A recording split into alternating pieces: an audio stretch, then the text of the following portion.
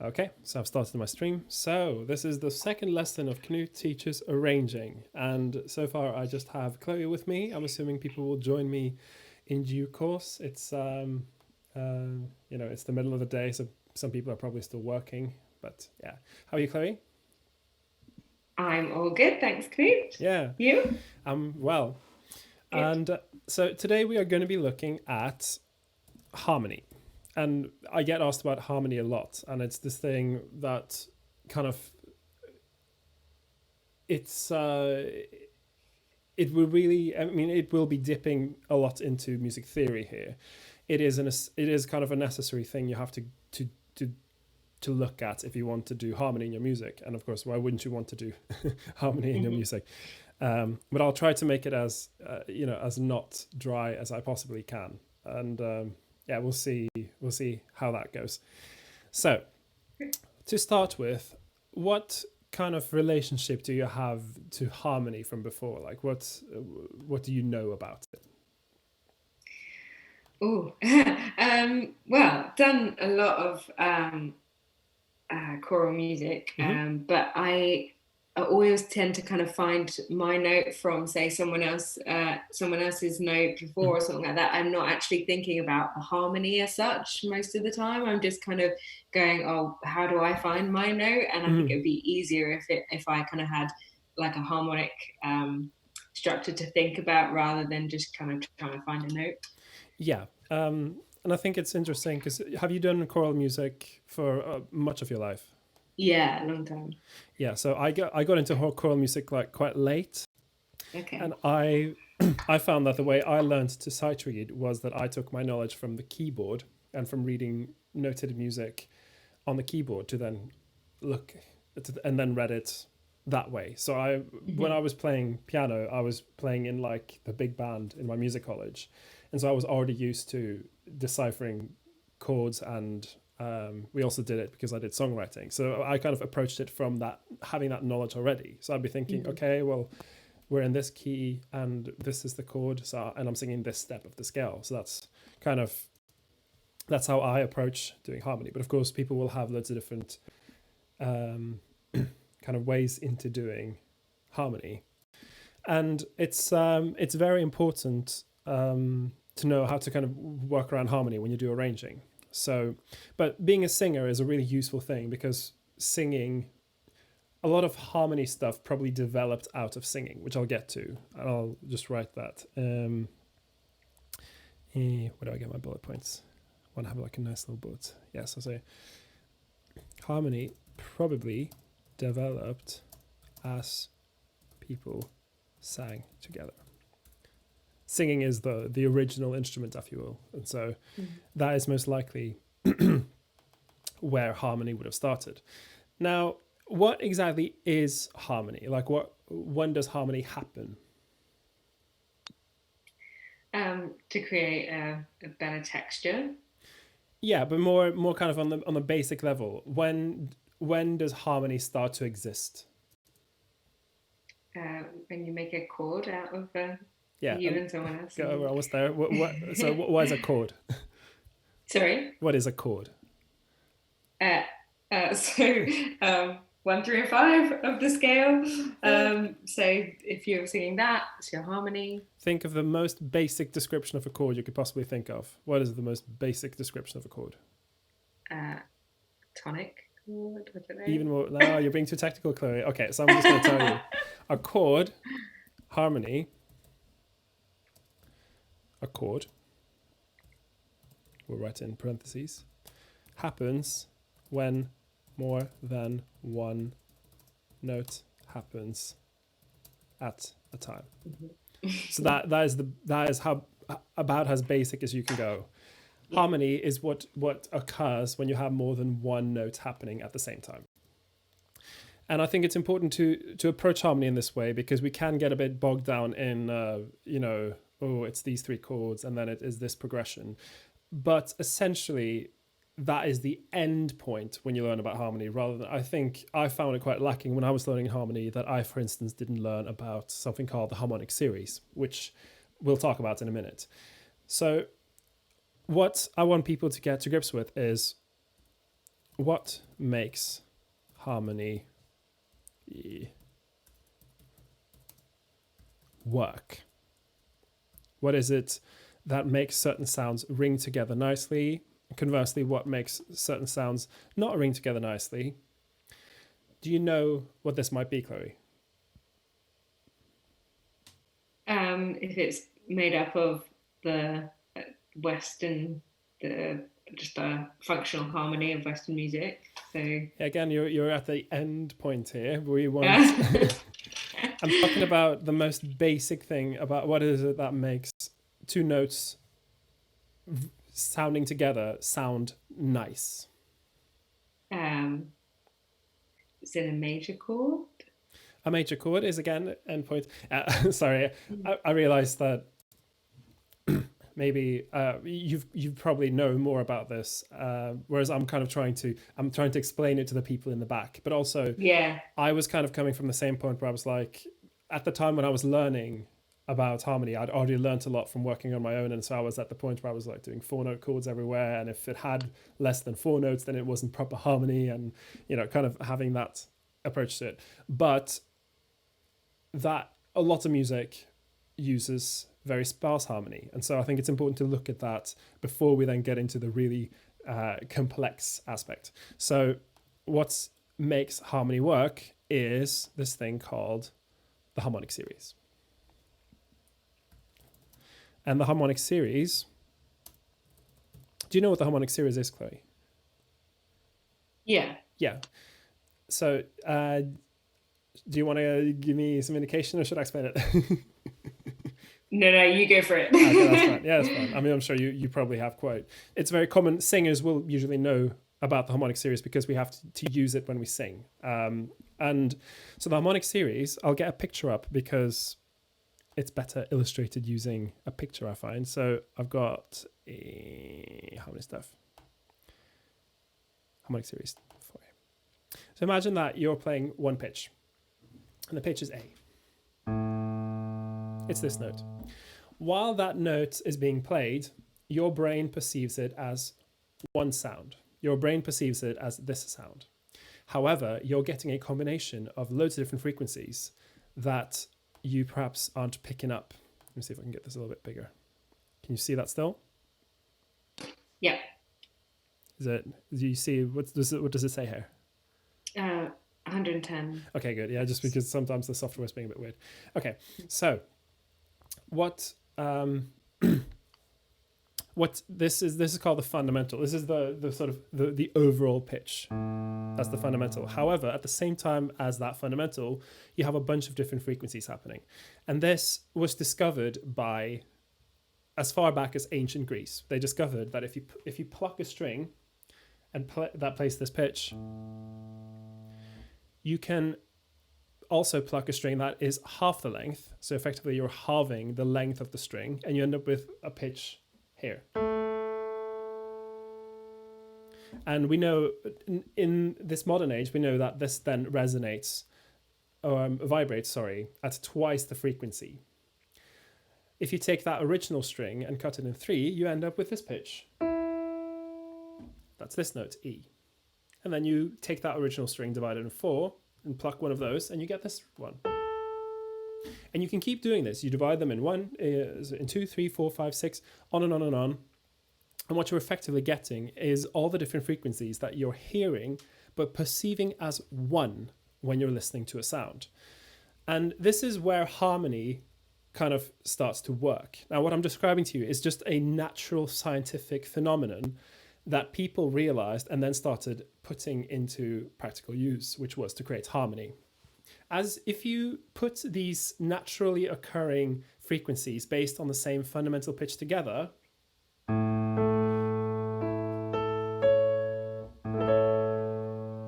you get a major chord. And of course, this is a sound that we're quite used to as singers, as musicians. The major chord is very well known to us. And if you keep going up into the harmonic series, you can go up as far as you want. This just continues infinitely. And what makes what makes two instruments sound different from each other is how much of each of these frequencies is ringing out the most strongly. That's what makes my voice sound differently from your voice when we're talking at the same pitch. It's what makes a piano sound different from a violin, and so on and so forth. So I'll just show you quickly the bigger one that I made, where you can see all of these, like, well, not all of them obviously, but like if you imagine that you're just going up and up and up and up in pitch, then you end up with this whole string of notes. And a lot of these don't fit with the tuning system we use in the West, but it's really useful just to know about it.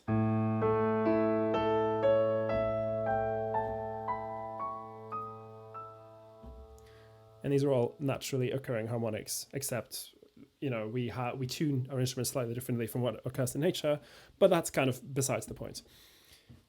Anyway, are you with me so far? Yeah. Yeah. So why is this important for harmony? Well, this is how harmony works. It works by having a bunch of instruments playing different pitches that will then interact in these overtones, so that whether they're playing a major chord or they're playing some advanced 8-note chord that perhaps doesn't ring together quite as strongly as, say, the natural harmonics will, they're still producing a lot of overtones that will ring together in different ways to create dissonance, consonance, with dissonance being something that sounds like it's not ringing together, and consonance something that sounds like it rings together. That's just some terminology. But yeah, it all comes back to the harmonic series, and it's just a naturally occurring phenomenon. Cool. So as I said, used in ancient Greece. And now we run into, let me just check my notes quickly. Yeah, as musicians, we're kind of used to, if we don't know exactly the how to describe it intellectually, we're still used to dissecting chords. So we can say musicians are used to dissecting, I can spell, chords into individual frequencies / notes, but the ear will observe these as one sound. So while you're hearing a combination of different frequencies, your ear puts them together. And this is what's so interesting about the brain, is that the brain puts all of this together, you know, to make it sound like one sound. And this is also why, if you listen to a really, really good choir, they can sound like they're just one voice, because they've tuned together their frequencies so strongly that no one's sticking out and it all sounds together. And this is considered to be like one of the big ideals in, especially in choral music, and also in like string orchestras. They all are always trying to match overtones and sound. And so when choral conductors talk about matching mouth shapes, that's what they're trying to get at, is matching frequency so that you sound like one. Okay, so let's have a look at some history, because this now I'm kind of we haven't quite got into how to do harmony yet, but I think it's really nice to look a bit at how harmony was developed historically, because a really important thing to be able to do in music is to recognize what should I say? When you listen to a track, it's really useful to be able to spot certain harmonic features it uses. And what's really nice about Western music is that it's quite well documented, so that you can look at a piece of music and you'll be able to pick out roughly when it was made, and you'll be able to look at certain trademarks that you can then apply to your own music. So we'll just have a quick look at history, partly because I find it really interesting, but also because I think it can be really useful to anyone when they're approaching their own harmony. So let's see. I would say, when did harmony start? So we've already established that harmony is just what happens when you've got more than one pitch happening at once. So that could have happened thousands, tens of thousands of years ago. Humans probably discovered harmony.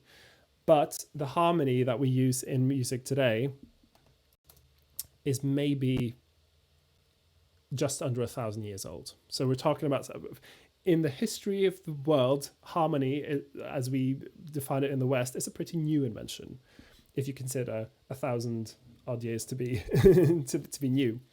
So Chloe, can you tell me, what do you imagine that music sounded like, say, around 1 BCE? I don't know.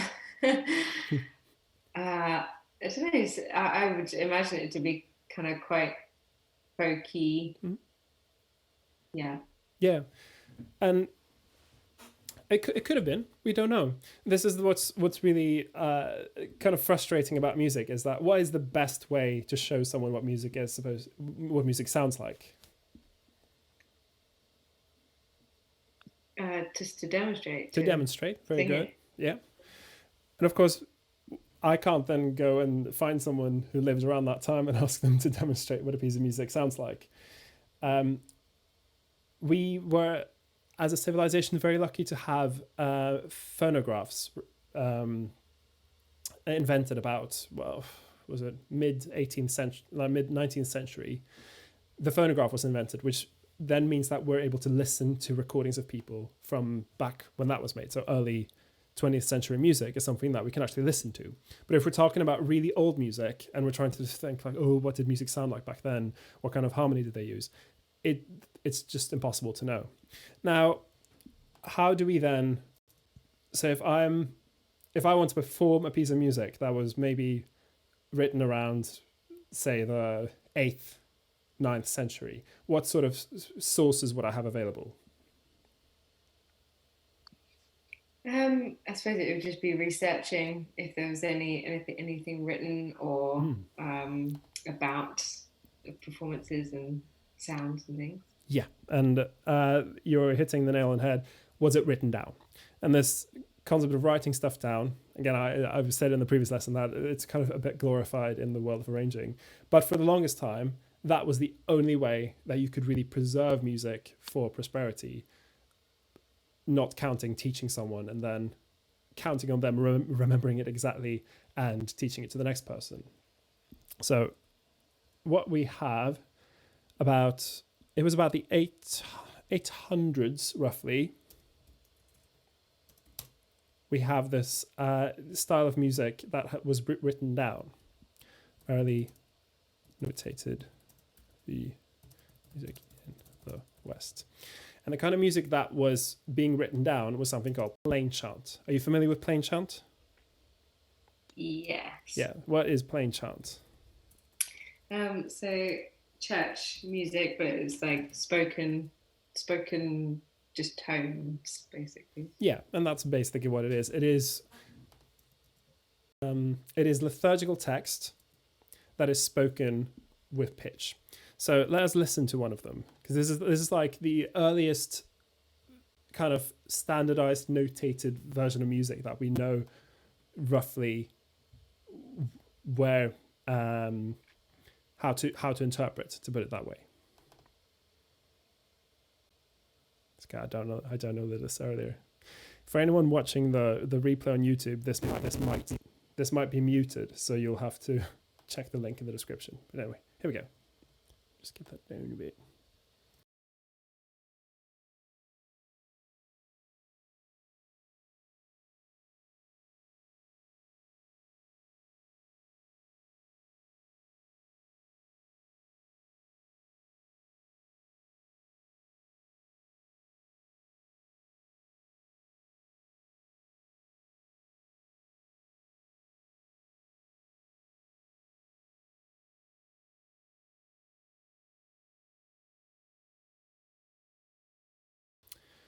We'll stop it there. So what kind of harmony was happening here? It was just all in unison, wasn't it? It was all in unison, yeah. And that's what's quite nice about plain chant, is it's all in unison. There is really no harmony happening. So I'll just read that. So plain chant, the earliest type of notated music that we have, didn't use harmony.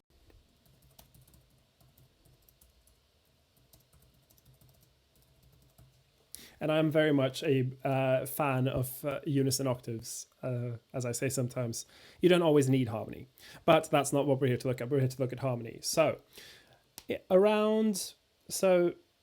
plain chant kind of existed since, well, before Christ, essentially. It is a very, very, very old type of music. Around the 900s, roughly, you have a development here, which was called organum. Are you familiar with organum? No, I don't think so. Okay. You've probably heard it. It will probably sound familiar when I play it to you. I'll play an example. So we've got example 2.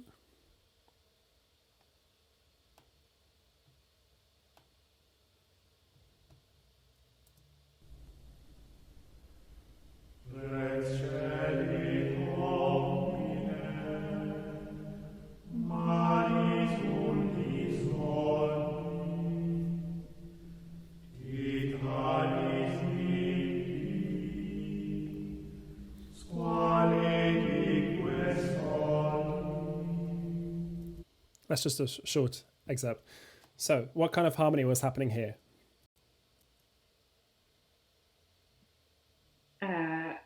Just two voices? Yeah, 2 voices. So, organum was usually done in 2 voices.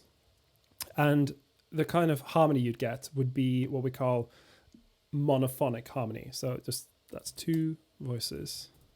Monophonic. What does monophonic mean?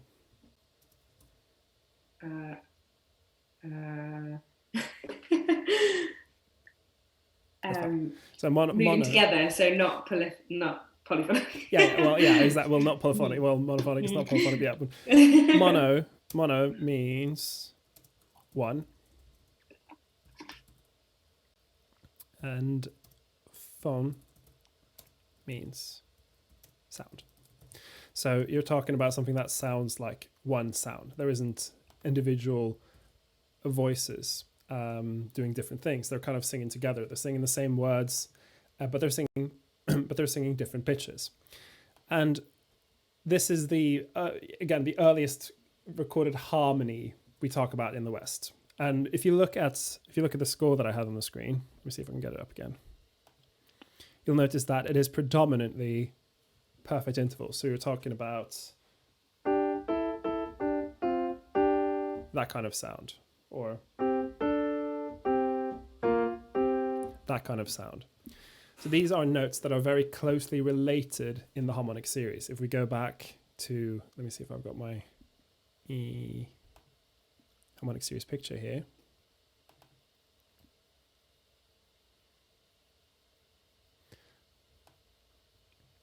The first interval we get is an octave, and those pretty much sound like the same notes when you're listening to them because they're so closely related. But then the next one is a fifth, which is also really closely related,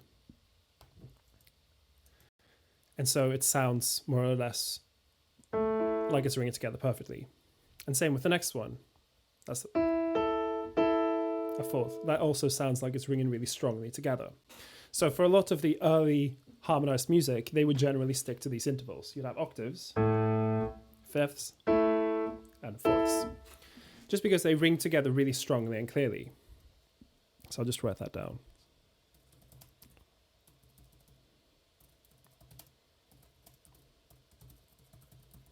Predominantly octaves, fourths, and fifths. That, of course, they didn't only use octaves, fourths, and fifths, but that was kind of the bulk of the harmonization. You would have other intervals as well. And like, I know there's this misconception that you weren't allowed to do any dissonant intervals in early church music, and that's definitely not true. You can find a lot of plain chant music that uses tritones, for instance. So, but this is generally where the harmonization was, and that sounds very open. It sounds very spacious. It doesn't sound kind of as rich as the harmony we use these days, but it sounds very like open and like together. Does that make sense? Yes. Yeah, it's fine if not. But let me know. Okay, so again, that's not particularly interesting harmony, but what followed organum was polyphony. And polyphony, you mentioned briefly, what exactly is polyphony?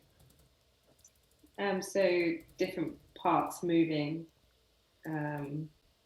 independently from each other. Yeah, and that is, it was, what should we say?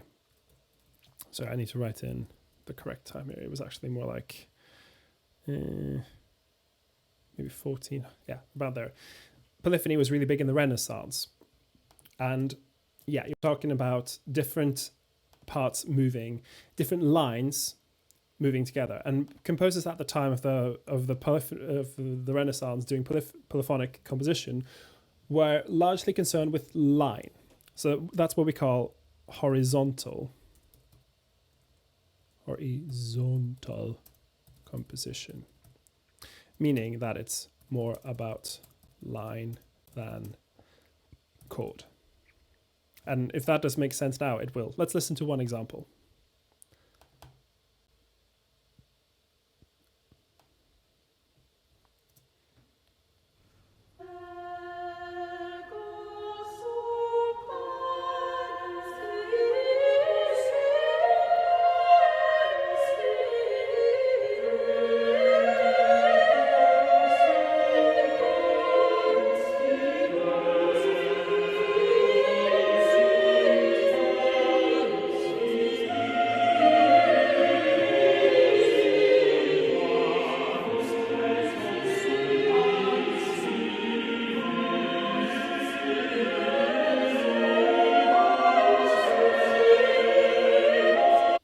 Yeah, we'll stop it there.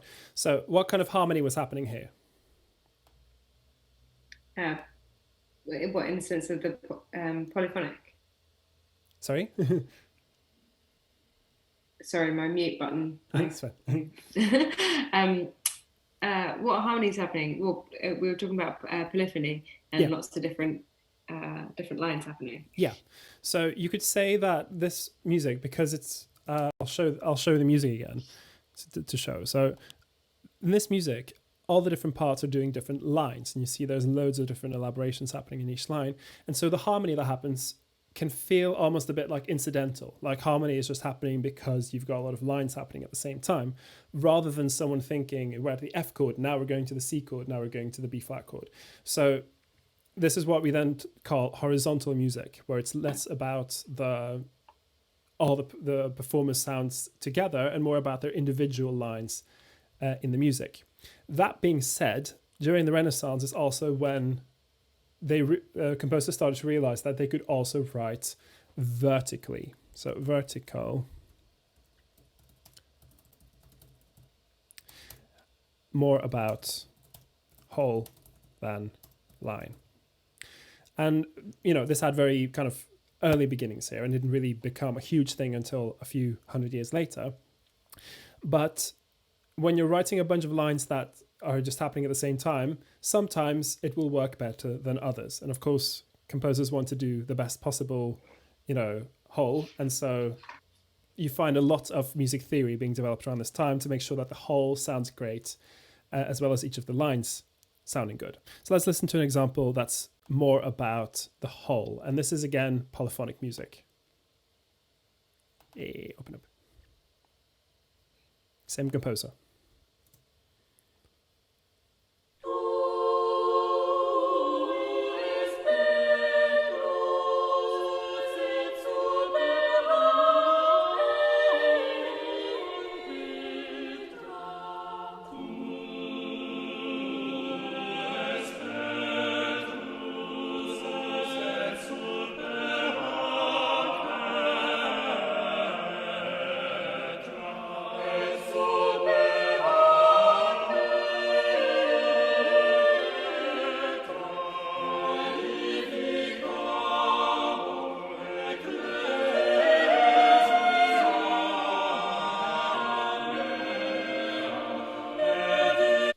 We'll stop it there. So how is this different? Feels like it's going on to different chords and different cadences and things. Yeah, exactly. So suddenly now, and it's good you say cadence, we'll get onto cadence later, but yeah, so you have these two things happening at once. There was still a lot of looking into horizontal composition, but people now were also writing vertically, thinking about this chord goes to this chord. And unlike the other one, this one was a lot more monophonic. So that you had them singing the same words at the same time with, as would later come to be the case, one part singing the melody and the other part harmonizing. So let me just write that down quickly. So we got...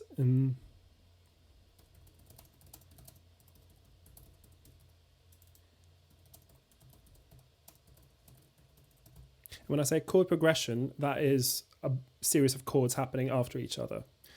Now, at this time, they weren't doing it functionally as they were a bit later, but you still had this concept of one chord followed by another chord followed by another chord. When did this become the fashion? Do you know? No. Okay. Well, this happened during the Baroque period, which was the time of functional harmony. And functional harmony is what we still use in music today. Now, this was about 1600 until, 1750 odd. The sort of harmony they used then, while, we don't use it exactly the same, we have certain new things we've developed, but largely the bare bones of the harmony that we use in our music today is based on Baroque harmony. So what exactly is functional harmony? What we're used to hearing today, in the sense that it's like it finishes in a certain place, it's going to go 5-1 at the end, or have some sort of ending almost. Does that make sense? Yeah, so it's so yeah, again, you're kind of more towards the end point side, but yeah, it's Okay. it's it's about each chord kind of sounding like it has purpose within the whole of the harmonic story, if you will. So I'm just having some. I'm just going to write quickly to the people on YouTube that this is kind of a closed session for LCV people. Yeah, I see. Hi, hi, Michael. Thank you for joining me. This is kind of a closed LCV session, but you can watch, and I'll try and keep an eye on the on the comments as much as I can.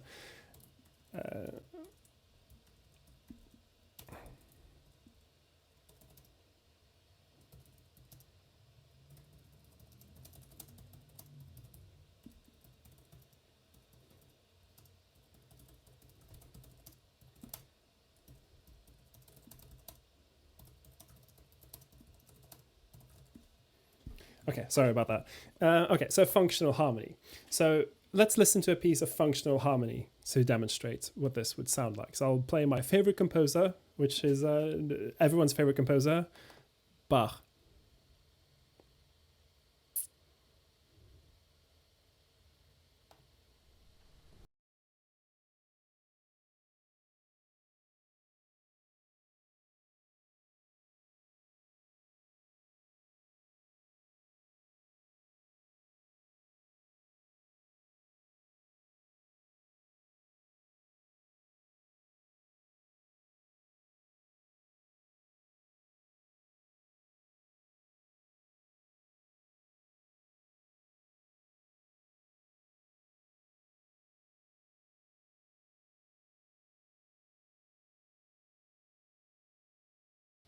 Yeah, we'll stop it there. I really, every time I listen to Bach, I just get happy. It's just so nice. But yeah, so how is the harmony different here from what was happening before? It kind of feels like it's I can't say suspension. Yeah, that it feels a bit more like that. Feels a bit more like suspension. Yeah, there's a bit more. I don't know. There's a bit more to it.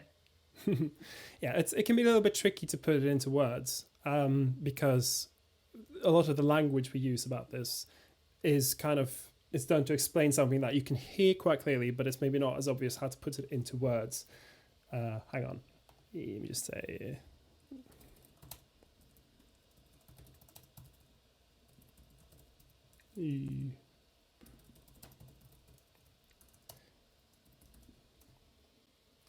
Yeah. So what is happening is essentially you have, instead of having just different lines happening at once, you have a series of chords. So there's one part that's kind of the main parts, and the other parts are harmonizing against it to create a harmonic story. And, you know, the word story is maybe not the most exact, but you could say that one part is the main part. Others are harmonizing. And of course, this didn't happen like boom, immediately. It's a very smooth transition between the time of people writing polyphonic music and people writing monophonic music, which this would be an example of monophonic music, where one part is prominent and the others are accompanying. Pop music today, you generally have like the lead singer and the other parts happening at once. So you could say it kind of comes out of this, but of course it's not quite that simple. But if we're simplifying massively, then that's kind of a way of looking at it. Okay, so then did you, so Chloe, you went to a conservatoire, didn't you? Yeah. Yeah, so you are already maybe familiar with doing a Bach Chorale. Yeah, so everyone who goes to music university pretty much have to do a Bach Chorale. I went to pop music school and I had to do a Bach Chorale because it is really important. And in fact, when I'm arranging music for LCV, a lot of that work is me doing a Bach Chorale, just using modern harmonic language. So let me just see what I wrote here. Okay, Bach Chorale. So much stuff to cover. Yeah. So you mentioned there's some terminology that comes into play here, which we still use. So we now use harmonic terminology because we want to figure out how do we create a harmonic journey that sounds interesting, that sounds like it has a purpose, that sounds like it fits and supports the melody. What's an example of a harmonic term, Chloe? Say like the tonic chord or the dominant chord. Tonic, like that. Dominant. Those are very important ones, so it's good you mentioned them. Yeah. So the word tonic and the word dominant are used to describe certain chords on a scale. And a lot of the harmonic journey you create will be coming from notes on the scale. So the concept of dominant comes from something. It comes actually from the Harmonic Series. Sorry, let me get my Harmonic Series up again. Back in the Renaissance, composers discovered that you can create major chords based on all of the notes here, and some of them will sound better together than others. So you have an A chord, okay. The next partial is also an A chord, okay. Still an A chord. Next partial is an E, okay. Yeah. Those kind of sound like they fit together. Then you have an A again. So a major chord is literally just taking a note, adding the pitch that's a major third above it, and then adding another one that's a minor third above it. And you can see this happening in the Harmonic Series. It's not showing exactly here, but essentially here you have root, third, and the next one that you don't see is the E. So it exists in the Harmonic Series. So what they would do is they would take a note and just build a triad on it, and then they found that certain of them would sound like they fit together, particularly if they were all notes in the same scale. And scales is something that has existed in music since time immemorial. So, okay.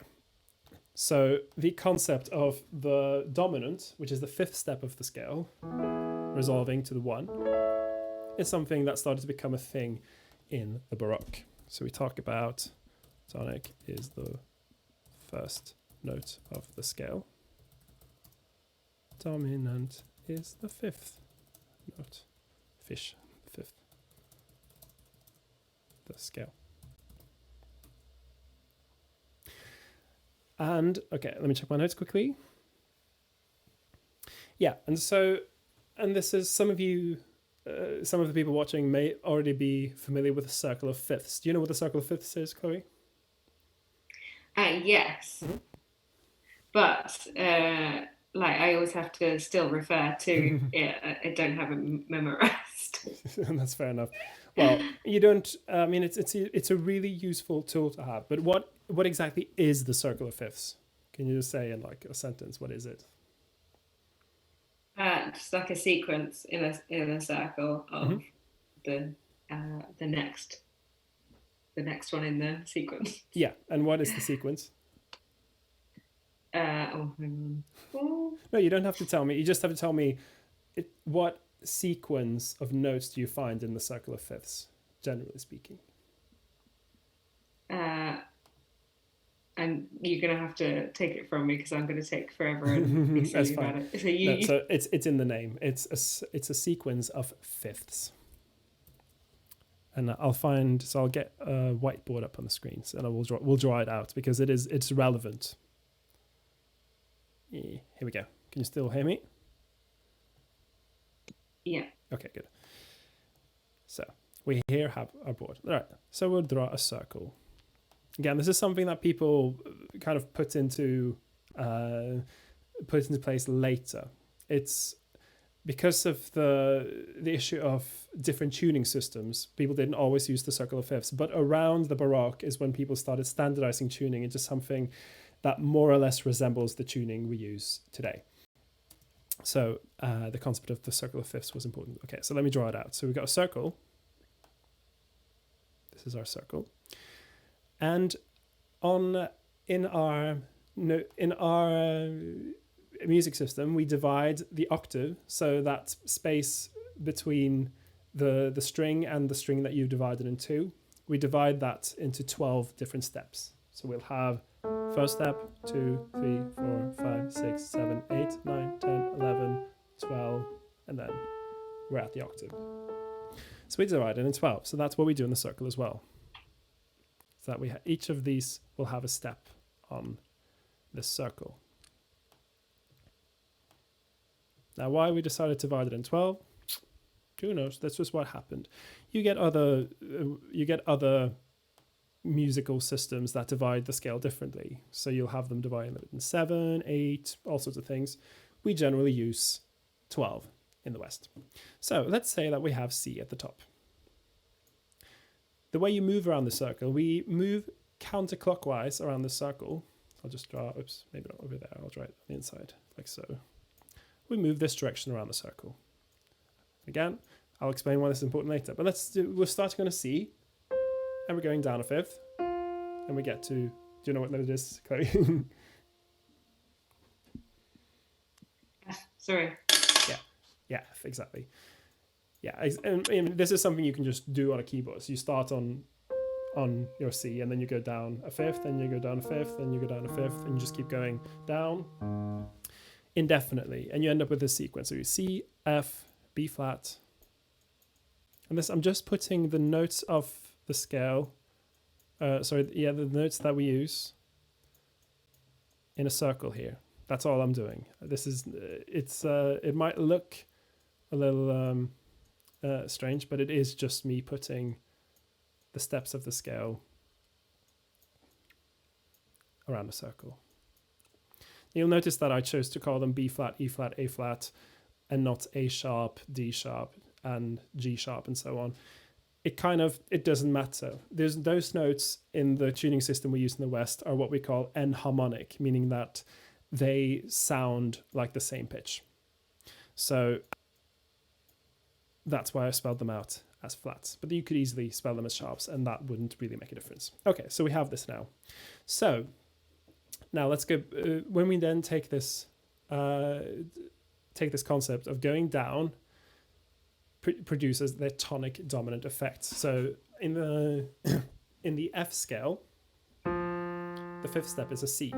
So if you look at this concept of the dominant being the fifth step going down to the F, then you get that dominant tonic resolution that we talked about earlier. You could go around the circle and get this effect the whole time. So starting at C, goes to F, and then F goes to B flat. and B flat goes to E flat, and E flat goes to A flat, A flat goes to D flat, and D flat goes to G flat, and G flat goes to B, and B goes to E, and E goes to A, and A goes to D, and D goes to G, and G goes to C, and we're back where we started. Do you see what I mean? Yeah. Yeah, I mean, you might already have done this in university, but why is this important when we start talking about functional harmony? Because it informs the notes that the harmony parts are singing. Well, I mean, it's if you think back to this tonic, this dominant tonic concept, how is it helpful for us? Because it sort of signals the end of a phrase or the end of the piece. Yeah, so I mean, yeah, it happens at the end often, but it also happens at various points in the middle of a piece. Whenever you're changing chord, you're signaling a change of some sort. Now that could either be a dominant to tonic resolution, but it could also be something surprising, like I'm on my G chord and I'm suddenly going to there. That's a more surprising way of moving around, unlike that, which sounds, more like the typical dominant tonic resolution. So yeah, if you're walking around the circle counterclockwise, what you're getting is you're having a chord that leads naturally to the next one along. So if you're going towards a G, thinking in Baroque harmony terms, the most natural place to go from would be to go from a G. Does that make sense? Yes. Yeah.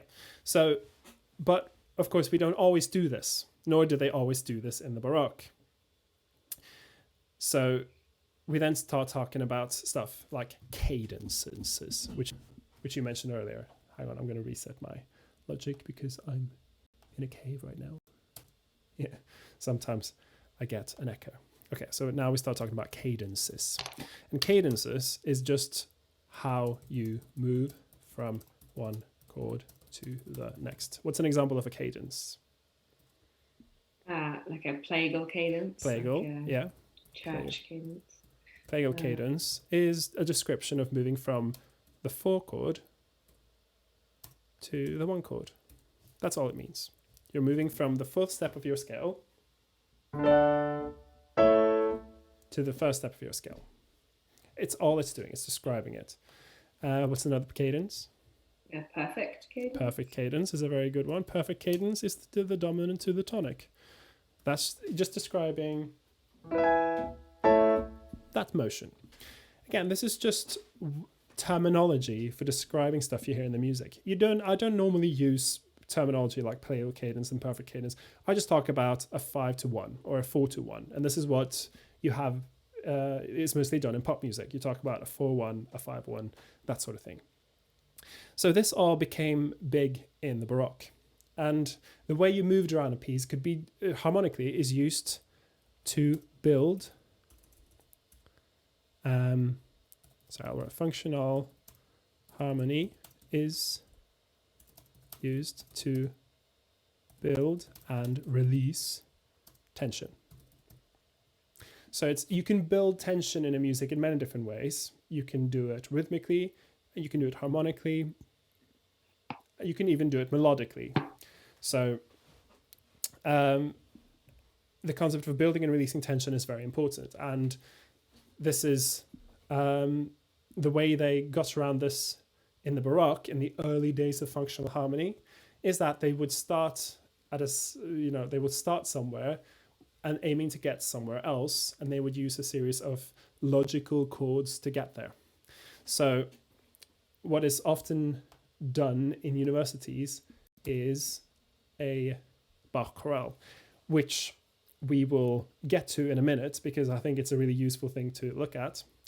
But of course, at the moment, all we've talked about is major chords, and we don't use major chords the whole time, do we? No, we don't. So we don't just use major chords. What other types of chords do we have? Minor. Minor chords, very good. What else? Seventh. Sevenths, yeah, sevenths. And they Dominant. yeah, so they can be dominant, for instance. Anything else? Like augmented. Augmented, you can have indeed. Diminished. Yeah. So diminished. Hello, Gideon. Thank you for joining us. I was setting his microphone up. Okay, so these are different types of chords. Now, for now, let's worry about the ones that use three notes, triads. Largely speaking, hello Gideon, how are you? Good, how are you? Sorry I'm late. Oh, that's fine. You missed all the history, but you can always watch it back on YouTube later. Okay, cool. Okay, so we are now looking at different kinds of chords. Now, I will recommend that you start with just triads. So triads is just three notes, because any four-note chord is largely just an extension of the three-note chord. So you can go anywhere from 4, 5, 6, etc., and that will be just the same as with triads, but kind of with more notes. So we have a major chord, as I said, is major third, minor third. Minor chord is minor third, and then major third. Then you have minor third, which is diminished, and then you have major third. Those are the three triads that we'll concern ourselves with to begin with. Of course, there are others, such as suspended chords, but they work a little bit differently, but we'll get to that afterwards. Let us first talk. Okay, so Gudjon, it's good you join us. What do you call a major chord in Icelandic? In Icelandic, What's the terminology used? I know chord means hljómur. Hljómur, okay. Hljómur major. Because I never do music in Icelandic. Ah, okay, that's fine. Okay, So, well, wow. Fine. If you don't remember, it's so I'll just say what we say in Norwegian. Yeah. Which because it's similar to what you say in other languages. We say dur. Oh yeah, dude. Yeah. So of course. in other languages, Dur, yeah. Sorry. use dur, and it's not that's not a Germanic word. That is a Latin word. Yeah. For major, which means strong. And it's called strong because it sits neatly in the harmonic series, and so it sounds like it's ringing together strongly. That's just comes out of the harmonic series. Moll is used for minor. Moll means moll for minor, which means soft. So minor chords are very closely related to major chords, but one of the steps has been put down a semitone to make it sound different. So now it certainly doesn't ring together quite as strongly as a major chord does, but it still has it's still very close. Whereas this is a bit stronger. This is a bit softer. So sometimes people will talk about major chords being the happy chord and minor chords being the sad chord. I'm not too big a fan of calling them happy and sad, because you have music such as literally the song Happy by Pharrell Williams. Is Happy a minor or a major song? Major, isn't it? No, it's in minor. Interesting.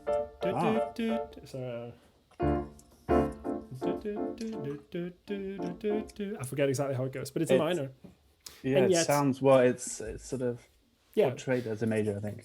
Yeah, and this is the thing. It can be deceptive to talk about major chords as being happy and minor chords as being sad, because it's all a matter of context. Yeah.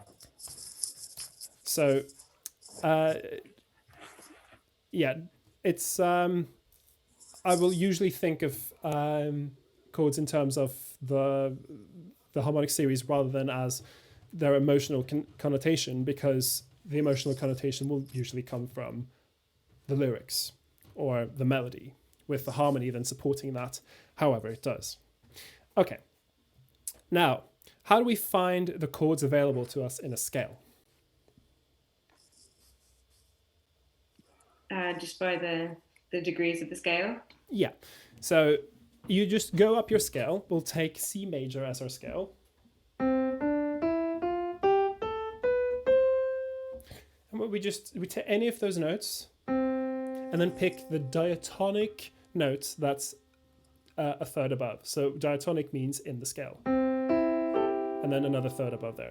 This is the first one you get. And then on the second step, you get this. And then the third step, fourth, fifth, sixth, seventh, and we're at the octave. I wrote all this down on a nice little picture, which I'll share with you. Diatonic chords. Yeah, I'll just get this nice and big for you so you can see it. So I wrote one for major and one for minor.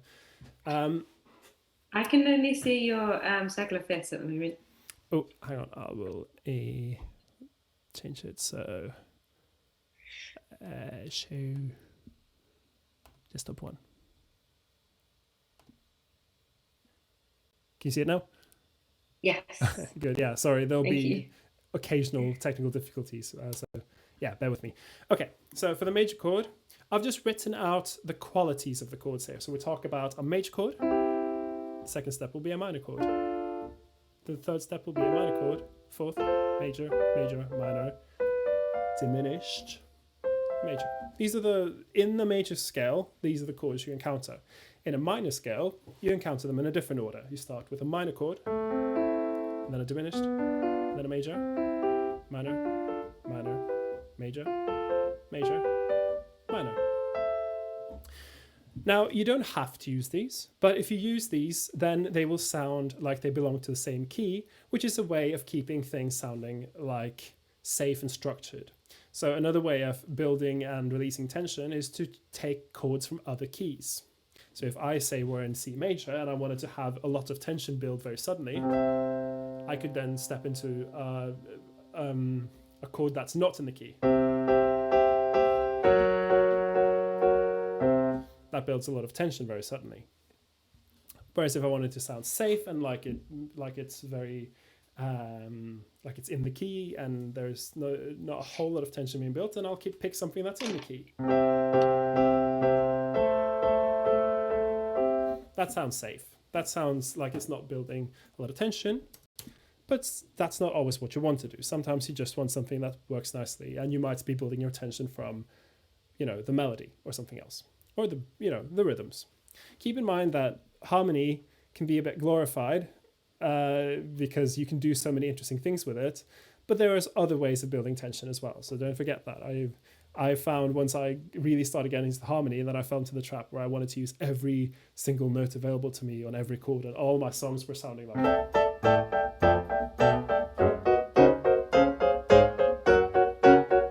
that kind of stuff, which which can be cool if you use it correctly, but I was probably overdoing it a little bit. So let's take that knowledge and talk about doing a Bach Chorale harmonization, which is the kind of the typical exercise that people do, but there's a very good reason why, because it shows you how you might harmonize a line and use your knowledge of the circle of fifths and the chords that are in the scale. So, are you happy to proceed with a Bach Chorale? Yeah. Yeah, ready. Cool. So I chose a song that I thought people would be familiar with, and Chloe's already seen it. God Save the Queen. What's great about chorale harmonization is you can do it on pretty much any melody. So the way it's normally done when you get it as an exercise is the melody will be in the soprano line and you harmonize the other parts. It doesn't have to be. The melody could be in any part. If for those that were here last week, we just distributed the melody first. I deliberately chose to put it in a key that's suitable for sopranos here because I want us to not think too much about range just yet. Of course, range is important, but right now we're just concerning ourselves with harmony. So, okay, we'll get the panorama mode, which I usually use when working. Let me just check, can you hear this? Yeah. Good, because last time people were having trouble hearing hearing the MIDI. Cool. So the way you start when doing a chorale harmonization is you figure out what key you're going to be working in. Now, in our case, if we just look at the key signature, there's one option. What key signature uses one sharp?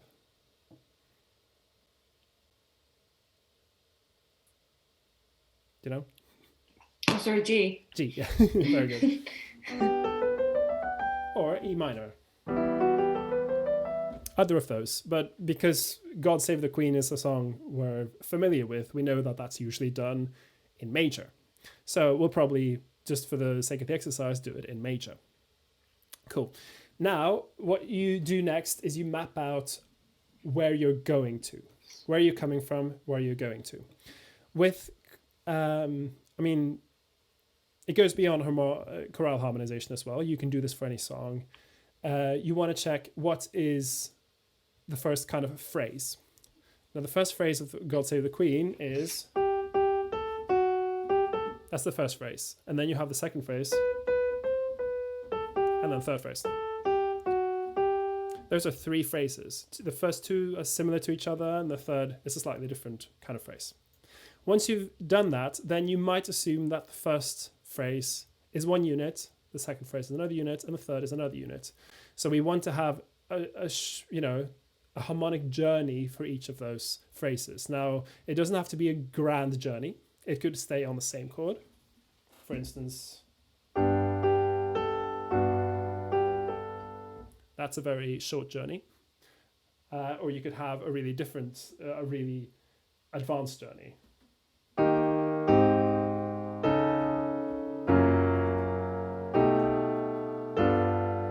That's a more, should we say, global journey. So you want to think, how complex are we going to go for hard chorale harmonization?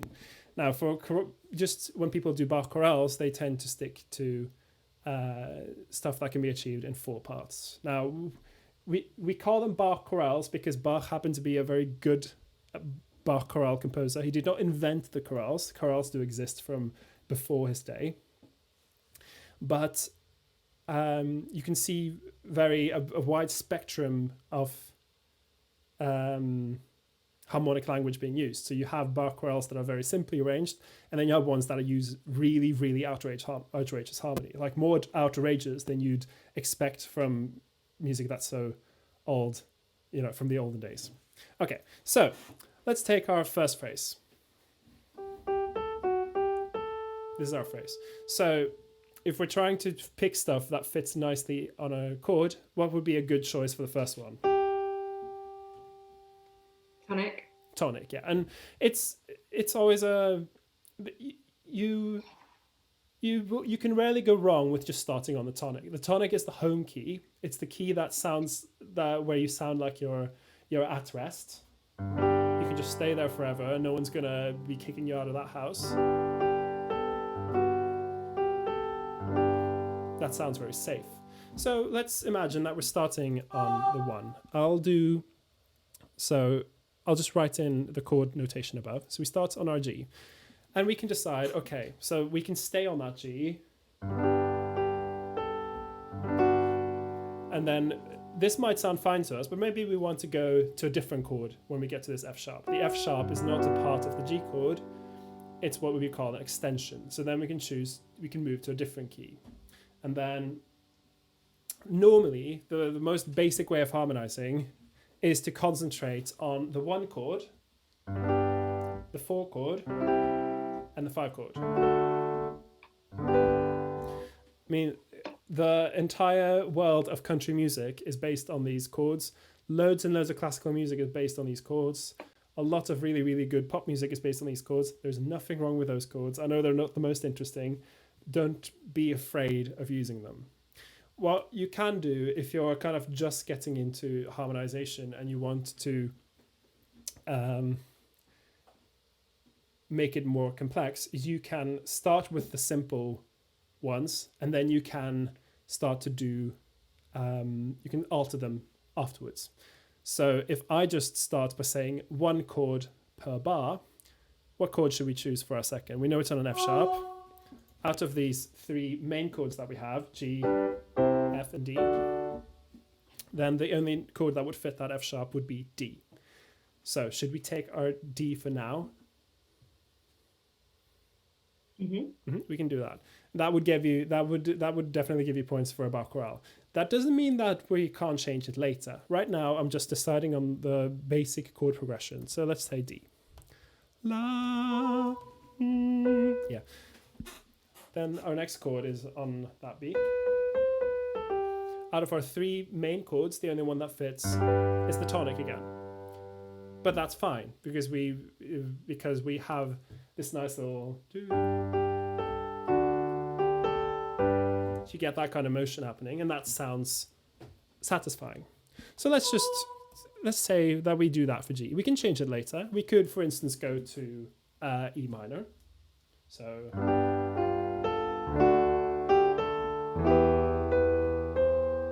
that's also an option. We can choose to do that later. But if you start by focusing on those three main chords of the key, you can then introduce other ones later. Let's look at the next one. Again, the one that fits would be G. Okay, well, we choose G for now. Then this phrase. That's for anyone who's done loads of music, that will be a very natural. That's a very natural place to put that. So that's just a dominant normally. Okay, D. And then it goes to G. Okay, that's our first phrase. Our first three phrases harmonized very, very simply. So you get.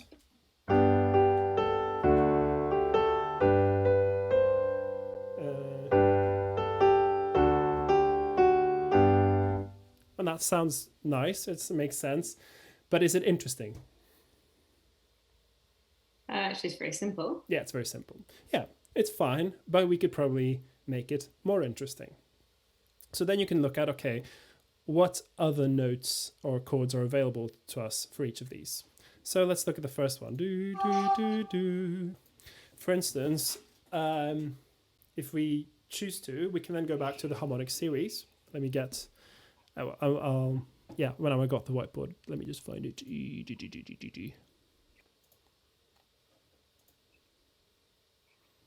There we go. So we know that our home key is G. And in the second bar, we're at that D. How can we lead to that D before A. We could go via A? Exactly. That's what I wanted to get at. So we can chuck in an A to get to that D. So how do we do that? Well, we can do it one of two ways. So just chuck it in as a major chord, or we could do it as the diatonic equivalent. So that would be the version of A that exists in our key. Now, in the major key, the A is the second step here, which means it's a minor key. So that would be. But that also sounds fine, doesn't it? Mm-hmm. Yeah. So we can always change this later. We can decide, okay, well, we'll choose an A major on that note there, which then leads nicely to the D, and the D goes nicely back to the G. Okay. And we might then decide, are we going to stay on that G? Because we don't have to. We don't always have to have dominant to tonic resolutions. We could resolve to a different chord. And one that I mentioned in my example would be to go from to E minor instead. That's maybe not the most like grandiose fanfare way of doing it, but it works with the melody. So then then it's just a matter of what we want to achieve. So I'll put it up to you guys. Do you want me to do the minor one or the major one? Major one. Major one? Do you have an opinion, Gudjon?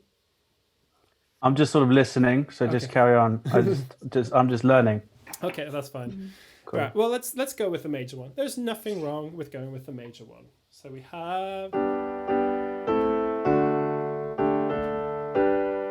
And then we can do the same thing here. Now, it's kind of, we're staying on that G. Okay, that's fine, but it's not very interesting. So how could we make that more interesting? Suggestions?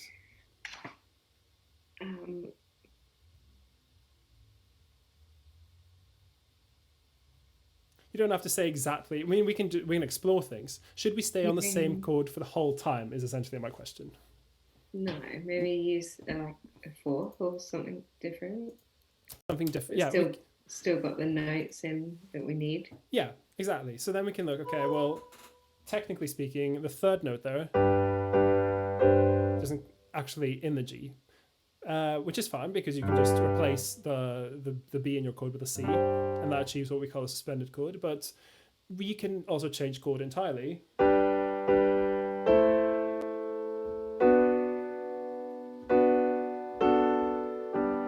Something like that. What is nice to think then is, okay, well, what are we aiming towards? What will be our chord on that B there? Will that just be a G still? If we want that to just be a G still, then we'll try and approach it in a way that makes sense. So we can, on this C, we can throw in a different chord that kind of works. So that's one way of doing it. You could do. That's another way of doing it. What do you think, Chloe? What chords did you go to? So the first one I did was G, G, A minor. The second one was G, G, C, G. I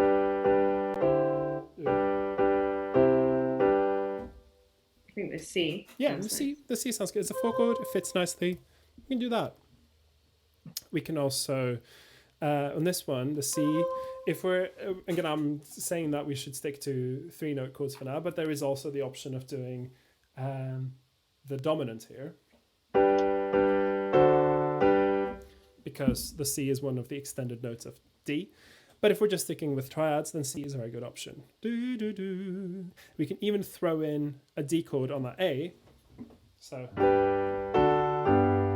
because the A is part of the D. So that'll be a very strong chorale approach to doing that. So maybe I'll decide, okay, well, I want that because I want there to be like this nice little resolution happening here.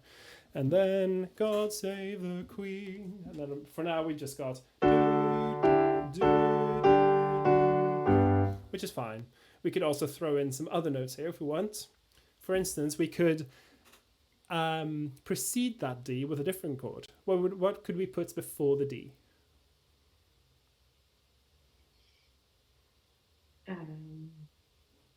Going back to our harmonic series, for instance. Okay. A. A, very good. I mean, the melody is on an A.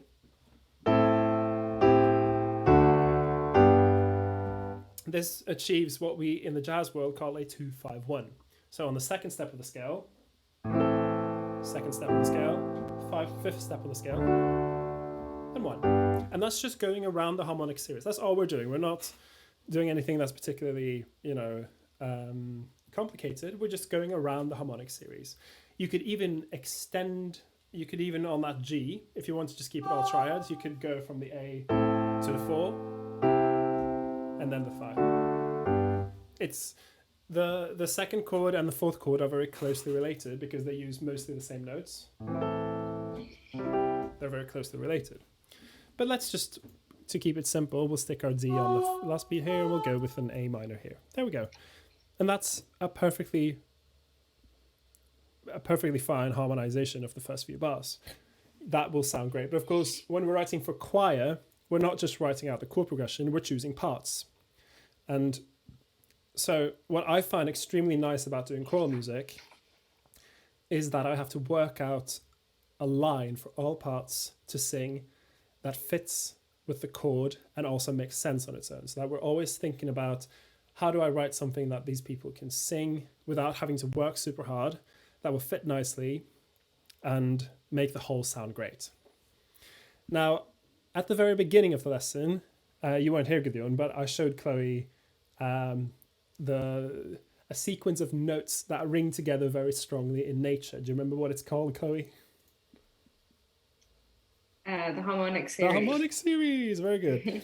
I am a very big fan of the Harmonic Series because it gives you some pointers about how you can spell out your harmony in a way that's going to sound really strong. So let's go back to here. What can we take from the Harmonic Series? Harmonic Series. First of all, in the Harmonic Series, I'll just get my bullet points out again and reset my microphone. In the Harmonic Series, we have large intervals at the bottom, closer intervals at the top. So as you get higher along the Harmonic Series, again, I'll bring up the picture. Gideon, you weren't here before, but we'll just pick the extended one. Can you see that? Can you see that? Yeah. Yeah. Sorry, I'm just got to make sure that I'm not. Okay, so we have, first of all, that's a whole octave. And then there's a fifth. That's a shorter interval. And then the fourth, that's a shorter interval as well. Third, even shorter interval. Another third. So you had a major third, now a minor third. And then something that's even smaller than a minor third. It's not in tune in the natural harmonics. And then second, etc. So they're getting closer and closer the higher you get. So if you organize a chord in this way, where you put the larger intervals at the bottom and the smaller intervals at the top, it's going to ring together stronger than if you do the opposite. So let's go back to our chord here and think, okay, well, how can I space out a G chord that does that? Well, if we're just having our bass singers on the root of the note, of the chord, which is completely fine, then you'll want that to be low down there in the range, which we talked about last video. And then you can harmonize down, so from the top down from the soprano. So I'll just take the G and just go and fill in the chord going down. So that note and that note, and then you have that one at the bottom. And that rings together quite nicely. Do you agree? Mm-hmm. Yeah. So then all I do, now normally when I do this in notation, I just fill it all in on one staff and then spread it out afterwards. So I'll just write it in like this. In fact, my keyboard's not connected, so let me just do that quickly. My laptop only has 2 USB ports, so I have to plug in stuff. But there we go, my keyboard's connected, and yeah, Logic's not happy because I reconnected something. Yeah, this is a normal problem when you're working with notation software. Okay, note input. So, because sorry guys, I need to. Why am I not finding it? Oh yeah, sorry. There we go. So I just gotta find. There we go. It's connected. Good. So I just spell that in here. And then we can, for the next chord, we'll do exactly the same. We'll fill down the chord from the top up, from the top down, sorry, like that. That's just me filling in the notes. So I know that the A minor chord consists of A, C, and E. We got the piano and the and the voices at the same time. I'll just turn off the piano so we just hear the voices. That's an A minor chord, and I just take whatever note the melody is on, and I write that down going down. And that'll be our top 3 parts, and then I find, I find the lowest bass note available that is going to sound fine. So that'll be this one. So, and that sounds fine. So we'll just do that. You agree? Mm-hmm. Yeah.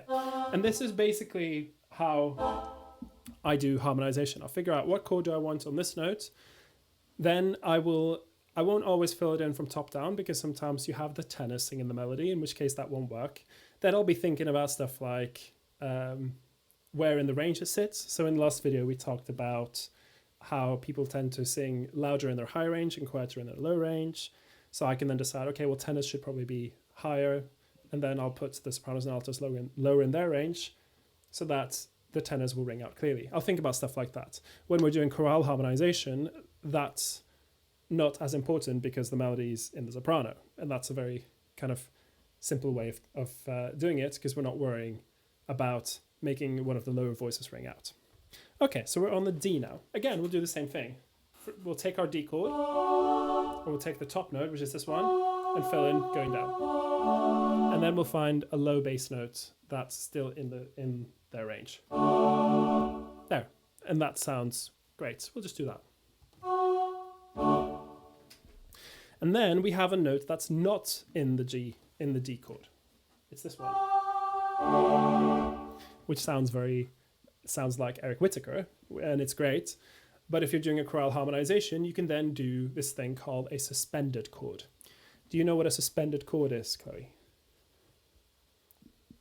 Yeah, so when there's another note that doesn't belong into that chord and then it resolves to... Yeah. Essentially, I'll just write that. So suspended chords, that is when you have... Yeah, I'll fix the layout of this before I send it out to people. That is when you have a note that's not in the triad that is carried over from a preceding chord. Okay, so that's normally the way you encounter suspended chords is in the sense that you have a chord where all parts change except maybe one. So it'll be something like, say I'm on the tonic, and then I keep my soprano and move all the other parts into the position for a D chord, and then move the soprano. Then we talk about the soprano notes being suspended. But suspended chords don't have to come from there. They can step into there. So that means I can be on the chord I was ending up on, and then add the suspension. So that you're almost like anticipating what comes next in this case. For instance. So they can go both ways. Normally, suspended chords are around the third and fourth of a chord.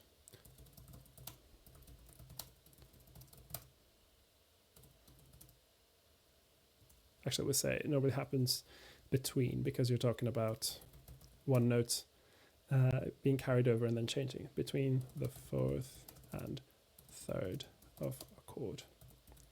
So essentially you're introducing the fourth that then turns into the third.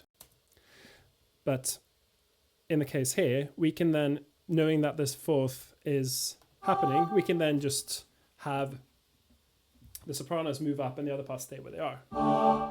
And that sounds like a suspended chord, but it's very short. It's what we call a passing chord. And passing chords don't always have to fit exactly as harmonic theory would ask that you do it, because they happen really quickly. You should be more concerned with the longer notes, the notes that carry out through the whole chord.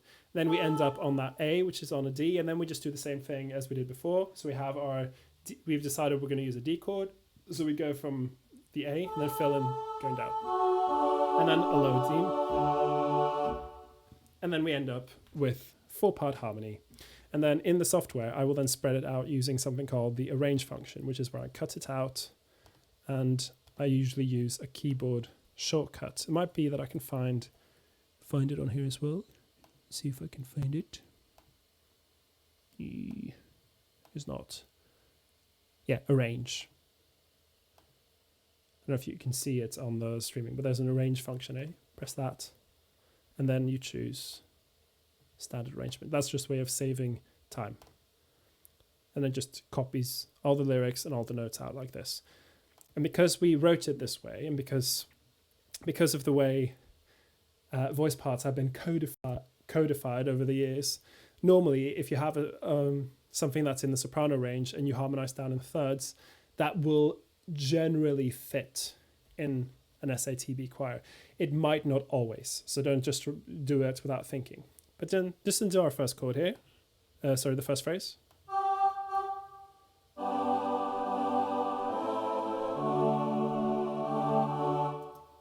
Sounds like choral music, doesn't it? Yeah. Yeah, it does. And that's just by doing what I say, figuring out what chord progressions you want to use, and then filling in the harmony from the top down and putting in the lower note for the basses. Now you do have to look over these and be like, do the lines make sense on their own? And we can see, okay, that makes sense. Makes sense. Yeah, makes sense. So just don't do it without thinking. You got to look over the parts and make sure, okay, it does fit. Fine. Okay, next phrase. We do the same thing. And I'll just do this again. We're doing the same thing, just going from the top. You can get a long way, having decided on your chords, you can get a really long way just doing it like I've demonstrated. So in this case, it will be, maybe I'll put the bass up here. And then that'll be here.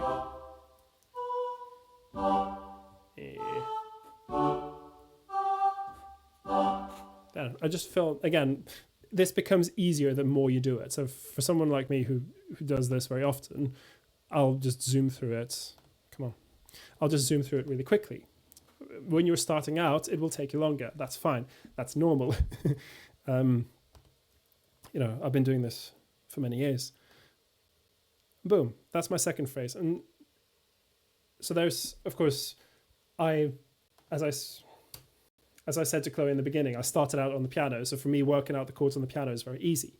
If you haven't, then this might take you a bit longer for that reason. That is fine. I also said in the previous episode that you don't have to do this in notation. Like, I'm doing it in notation because it's what I'm used to and because it makes for very easy broadcast on the internet. I'm just going to get rid of these chord symbols on the other parts. Don't need them. Normally, when you're handing out sheet music for choirs, you don't give them the chord symbols unless you want them to improvise. So you can just take them away. I'll just leave them at the top so that people can see what we did. Again, we'll listen to this phrase together, and they should, because we worked out the chords before, and they already, we created a harmonic journey, and now they should, if we've written all these parts logically, this should all sound like it works.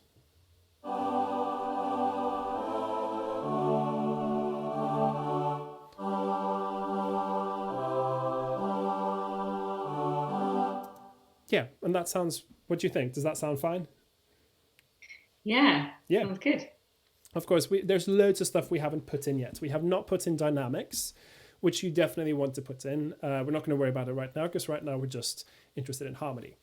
What I will say, let me just finish. I want to just finish this whole first phrase. The second is, we'll maybe do it later, but I just want to fill in everything so that we can talk about the next thing. Oops, that's not the chord I wanted.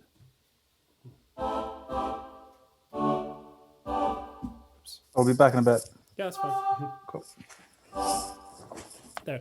Now I did the same thing. I just did it quickly because I want us to get on to the next thing, which is the fact that these chords, the order of these notes doesn't always have to be that the root note, the note that the chord is based on, so the G, the C, the G, etc., doesn't have to be in the bottommost part. You can get a long way by putting the bottommost, by putting the root of the chord in the bottom.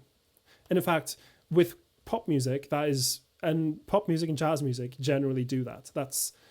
That's what people are used to listening to. So you don't have to worry about putting that in the bottom, but you can do other things.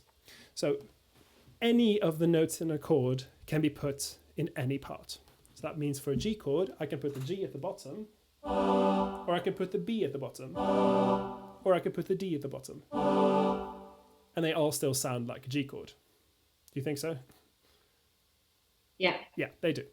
They're still all G chords. They still all functionally work as a G chord. So this will all sound like G chords.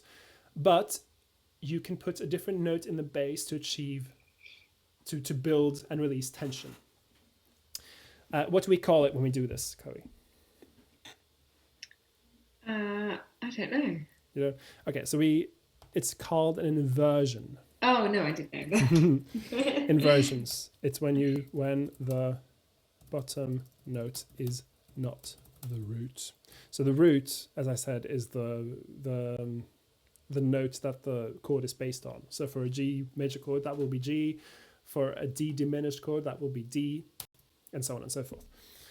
So normally, when you do inversions, it can be done for several reasons. For instance, you could do it, as I said, to build tension. You could do it to make the voice leading sound nicer.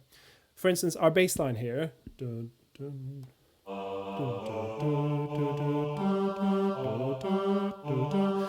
it's fine, but it's a little bit clunky. We could probably make it a little bit simpler.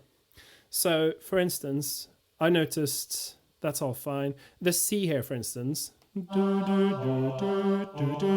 that phrase could be simplified. So let's look at our C chord. We have 3 notes available to us on a C chord. Do you know what they are, Chloe? A C, E, G. C, E, G, exactly. So we can put any of those in the bottom. Now we can then choose, okay, let's put the E in the bottom. Like so.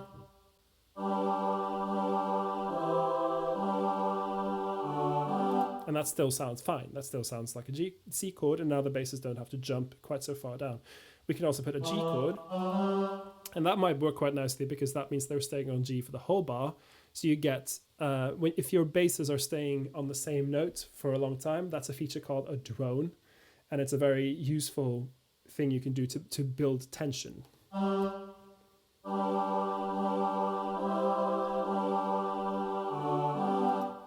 that sounds, in my opinion, sounds quite nice. So that's, I want people to keep in mind that you don't have to always have the root notes at the bottom. You can move them around. You do risk you can go a bit crazy with this, where you can make every chord an inversion and like make it move. So if I were to do it here, it'd be, I don't know,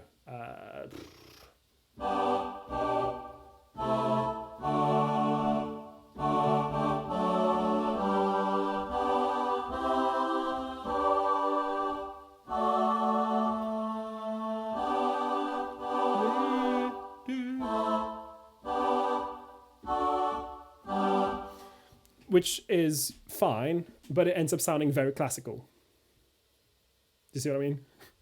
Yeah. Yeah. So inversions are very much a thing that you do in classical music. I do think there's space for it, in other types of music, but classical music is essentially, they will always be looking for inversions to do things. That's not so much the case in pop music. So if you want your music to sound like pop music, fewer inversions, more root position is better. If you're doing a Bach Chorale, inversions are great, do them. Not that they sound wrong, they just tend to sound very classical. Does this all make sense so far? Yeah. Oh, I'm glad. Okay, so what else have I written down for us to do here? Okay, so we've, how much longer can you stay for, by the way, Chloe? I'm actually good. No. Okay. No. Okay, so now we've just talked about classical theory, and classical theory is important. It is. So we looked at all the way back from plain chant to now, different ways of approaching it. We're now at functional harmony. Of course, it didn't stop at functional harmony. So after you have your triads, what's a logical next thing to do?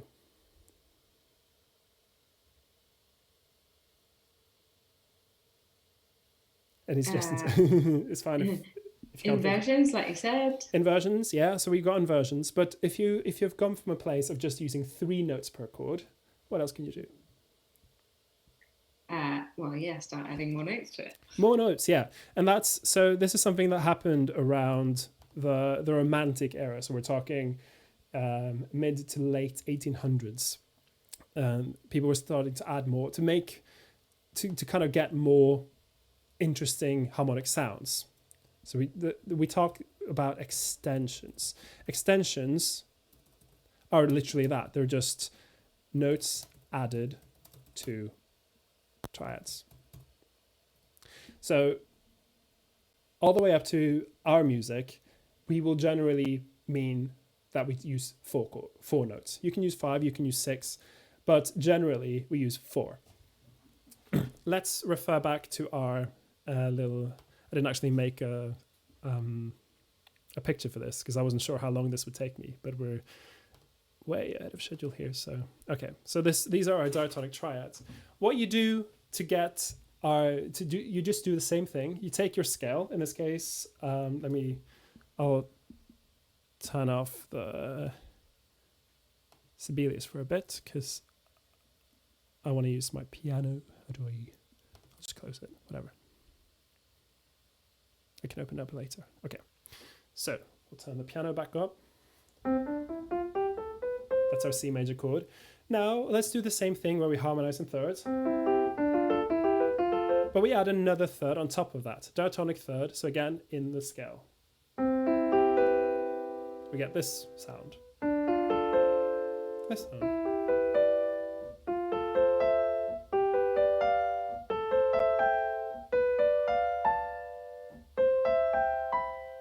So we're just adding another third at the top, and suddenly the chords sound very different. Now, I didn't write this, I didn't make a dedicated picture for this, but I did actually write the quality of the chords at top, and what you find is the note that I added is what we call the seventh note, and this is because it's the seventh step of the scale. 1, 2, 3, 4, 5, 6, 7.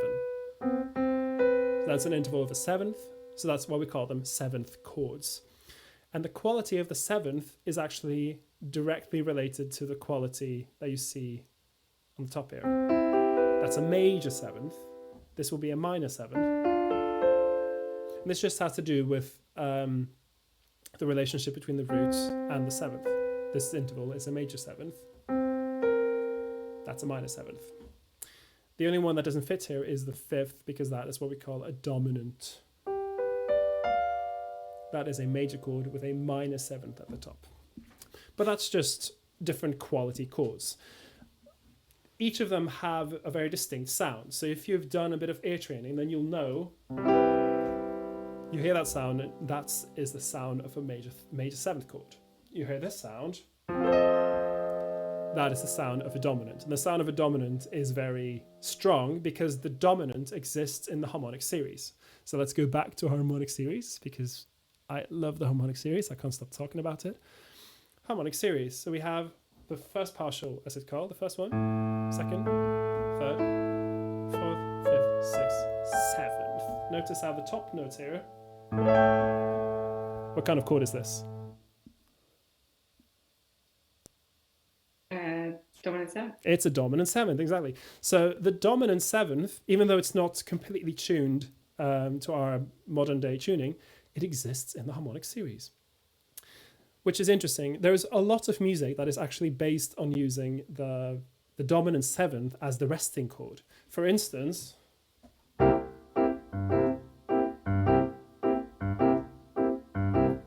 blues-like music will often use the dominant as the resting chord.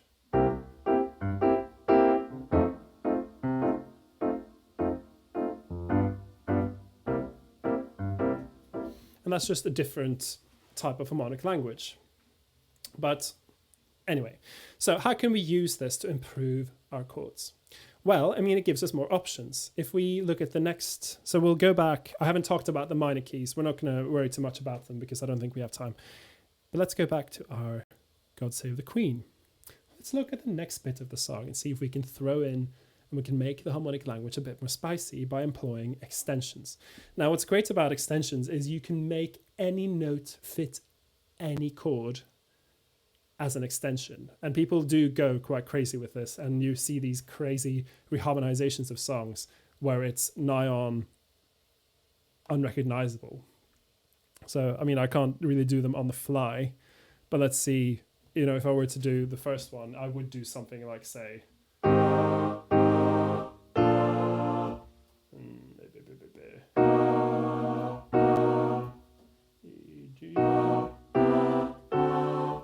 stuff like that, where it starts to get really spicy in the harmonic language. And the key to doing that is to use extensions. So let's try, instead of using, we'll still stick to diatonic chords just to keep it simple. But we'll talk about using this as an extension note rather than as a triad note. So our options then, if I know that I want to use more like extended harmony, I'll know that, okay, well, that D is the 7th of the E minor. And, or it could be, you could also use any of the existing chords and just add an extension that's not the harmony, that's not the melody note. So that would be a G with the added 7th in one of the middle parts. And the dominant 7. Maybe for the re us, I'll have an A minor 7 and a B minor 7. But if we're still trying to have stuff functional, then of course we have to think about keeping it functional. So then the exercise is more or less the same. You find out what harmony you want to use, and then you fill in the parts from the bottom up. So let's talk about here. We've just been, what just came before this is God Save the Queen. So we're there. Now our next line starts here. So we could have this as an E minor 7 chord, for instance. And again, here if we want to make use of extended harmony, we can go back to our circle of fifths to find out some interesting notes to put in. So where's my, yeah, that's part of the share screen whiteboard. You can go back and be like, okay, well, if I, for instance, I'm aiming to go towards, say, the G, then I can go backwards, and I can think, sorry, I'm just thinking. Let's go back to our song.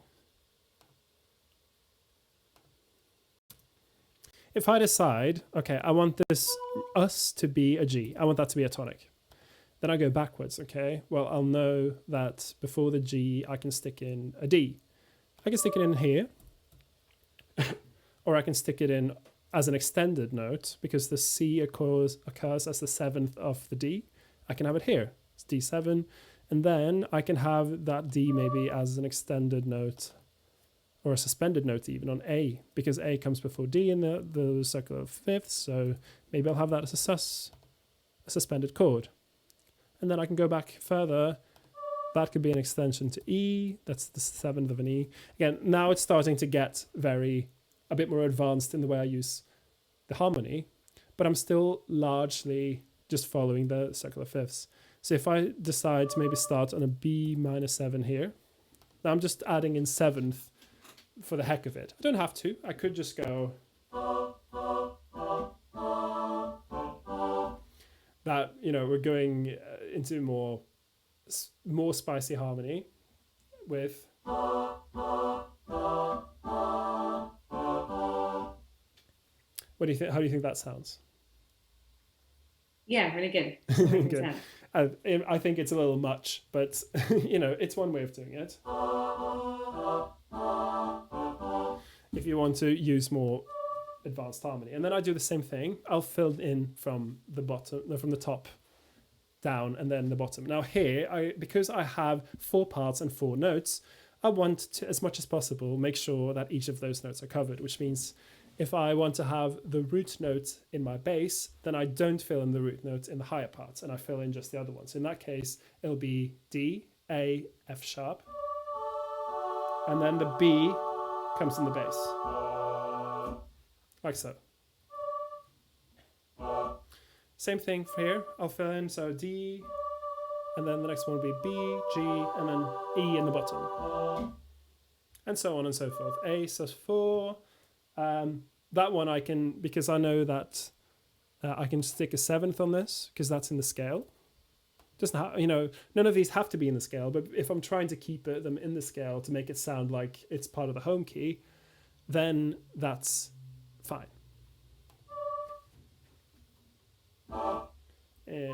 And this one will be C, A, F sharp, and then D at the bottom, and then same as before. And this time I'll stick in a major, why not just stick in a major 7 if we're using extended harmony. In which case it will be B, F sharp, D, and then A. And then we end up with extended harmony. but I'm largely doing the same thing. All I'm doing is I'm adding in the extra note, and this is also diatonic, so it's from the scale. Just sticking it in like this. And then, what did I do wrong? I did something wrong. Oh yeah, here. Sorry, I put in an extra note there. I don't need that A there. Okay. This happens. It's fine. Okay, there. Now we'll end up with something that sounds, so coming from the previous phrase, you'll hear that the next phrase suddenly sounds a lot more complex harmonically. Now, the voice leading here is a bit dodge, because now you have do do do do. So for altos, well, I'll play it to you first, and then I'll talk about the voice leading afterwards.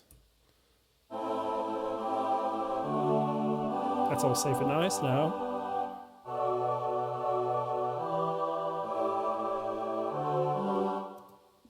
So that sounds a little bit more spicy. My composition teacher always talked about things in terms of food. So he'd usually talk about curry. So he'd say the first phrase here would be a korma. It's the safest, most, easiest food to eat. Whereas this would not be quite a vindaloo, but it would be more in that direction. It'd be something that's a bit more spicy. But we need to consider voice leading. Now, here we have a bunch of parts jumping up a fifth. It is okay, but we also suddenly have a huge change in register. And that means we might decide that actually, in this case, maybe we'll want to double some notes rather than have everyone jump up a high interval. So, for instance, in a lot of community choirs, tenors wouldn't be comfortable singing up to a G.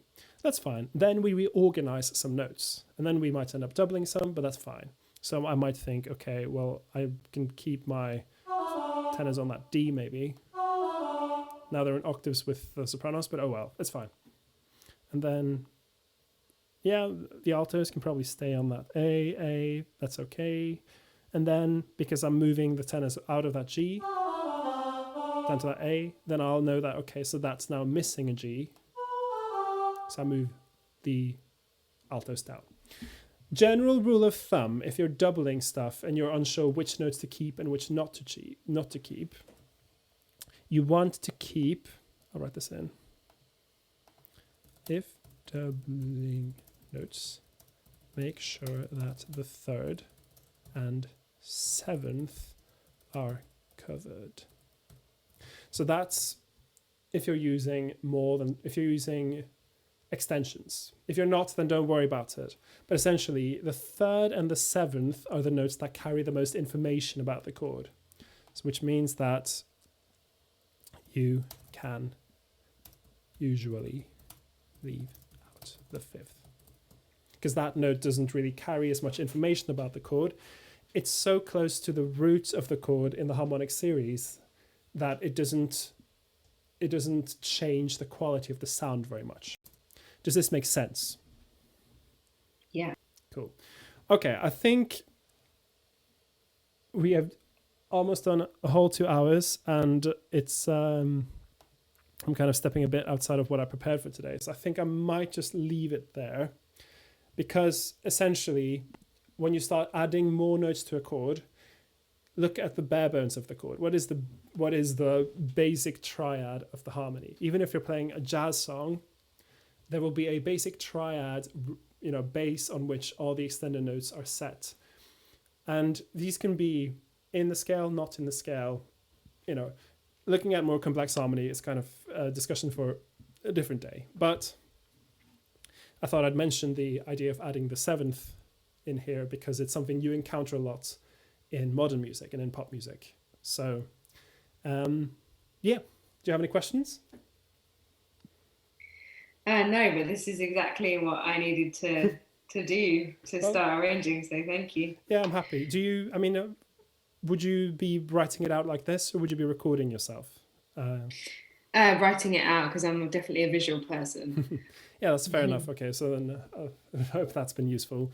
Yeah. I hope that's been useful to you, Gudjon, even though you joined a little bit late in the discussion.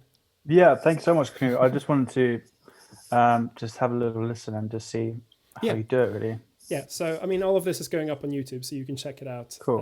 There. I did talk a bit about music history earlier, so you'll see where a lot of these concepts kind of come from. Yeah. But yeah, so Nice. I love, like all singers and choir people, I love harmony. I'd say when you're doing harmony, do keep an eye on the voice leading always. Because you're still, even though you're talking about vertical arranging, where you're talking about chord, chord, chord, there is still lines happening. The sopranos are still singing a line, the altos are still singing a line, and that line needs to make sense. But that's, we talked, maybe I'll probably talk a bit more about voice leading as we go on, but I wanted to cover harmony a bit because I often get asked about harmony.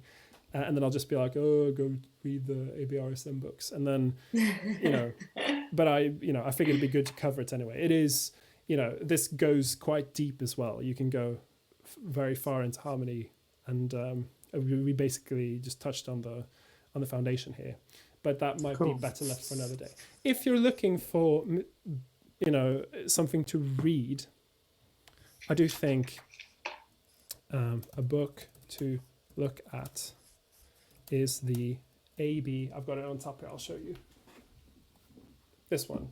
I don't know if my Zoom probably doesn't have the camera turned on, but I'll write down the name of it. So it's called the AB Guide to Music Theory. Ooh, cool. Hang on. You have been signed out because your account is signed in from another device. Can you guys still hear me? Yeah. Okay. Well, that's strange. Well, I think Anil, the guy who runs London Contemporary Voices, is trying to log in to start the next thing. So, but yeah, I'll send you notes as last time. And yeah, thank you for joining me. I hope you found it useful. Cool. Thank you. Thank you, Knut. Knut, is there a link? Link to what?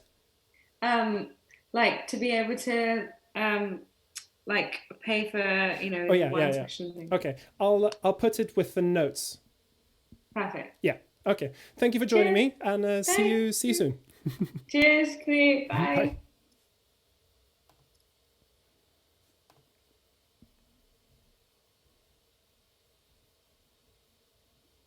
And thanks for the YouTube watchers as well. I'm going to stop here now. Thank you for joining me, and I'll see you maybe tomorrow for my stream then. I'm going to be arranging a song. I haven't checked which one it's going to be, but I will check that and announce in a bit. So thanks.